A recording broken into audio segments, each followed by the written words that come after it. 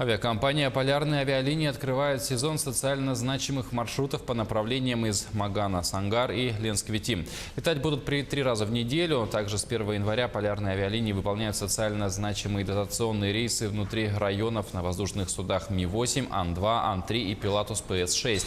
За 3,5 месяца работы выполнено 90 рейсов. К концу года количество перелетов должно составить больше 1000.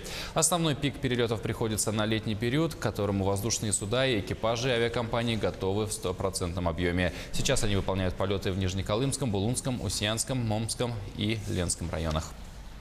До аэропорта Сангары стоимость авиабилета будет составлять 14 тысяч рублей. И по маршруту Ленск-Витим стоимость авиабилета будет составлять порядка 4,5 тысяч рублей. Это рейс дотационный, то есть специально для населения республики. Ленск-Витим будет выполняться ежедневно, 5 раз в неделю, по маршруту Маган-Сангары 3 раза в неделю, по 1, 3, 5 дням. Из Магана вместимость будет 15 человек, из аэропорта Ленск-Витим 9.